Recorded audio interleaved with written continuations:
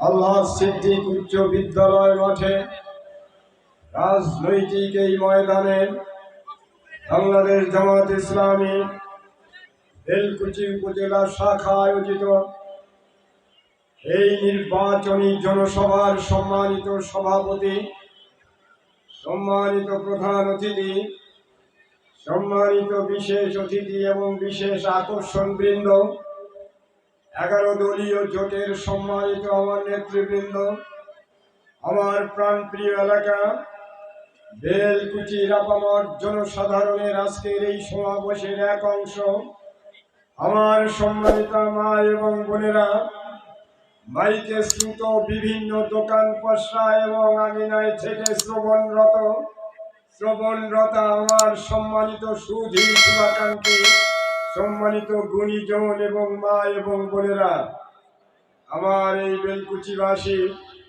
আমার ভাতৃপ্রতিম শরীফ বন্ধুত্বের এক সেতু বন্ধন রচনাকারী সনাতন এবং অন্যান্য ধর্মাবলম্বী ভাইদের প্রতি আমার আন্তরিক অভিনন্দন এবং শুভেচ্ছা। সম্মানিত বেলকুচিবাসী, আমি আমার বক্তৃতার সেই ইশতেহার এই আলহাজ সিদ্দিক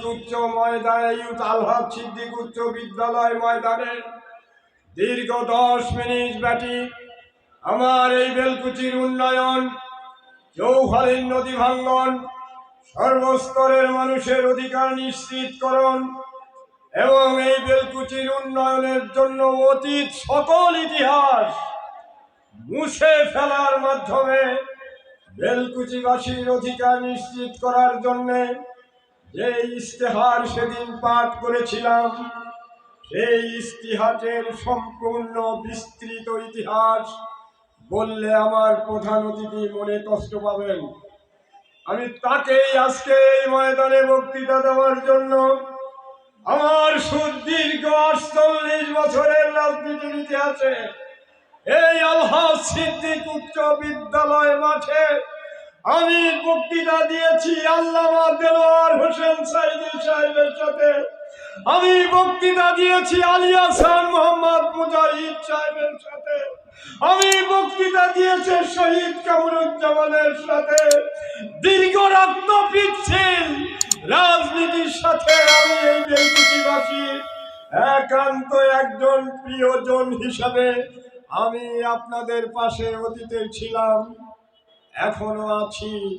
আমার বার্ধক্যে উপনীত হওয়া এই তারুণ্যের জনজোয়ারের মাধ্যমে আমি বেলকুচিবাসীকে আমার প্রতিশ্রুতি এবং অঙ্গীকার ইনশাআল্লাহ পূরণ করব।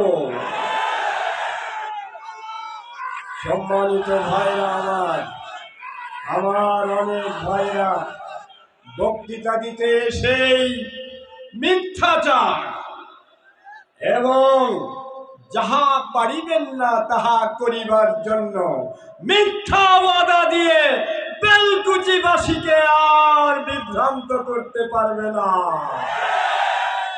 সুতরাং আমি সতীর্থ রাজনৈতিক ভাইদের নির্বাচনে যারা অংশগ্রহণ করেছেন তাদের কাছে অত্যন্ত সদয়ের সাথে জিজ্ঞাসা করতে চাই, সহজ রাজনীতি করুন, জনগণের রাজনীতি করুন, মিথ্যার বেফাতির রাজনীতি পরিহার করুন, চান্দাবাজ আর ধান্দাবাজ দিয়ে জনগণকে আর প্রতারণা করবেন না।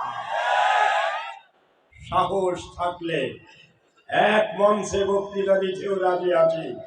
আপনারা কি করবেন আর আমরা কি করব? অতীতে আপনারা কি করেছেন আর আমরা 2 বছরে প্রতিশ্রুতি দেব ইনশাআল্লাহ বাংলাদেশের রূপ পাল্টে যাবে।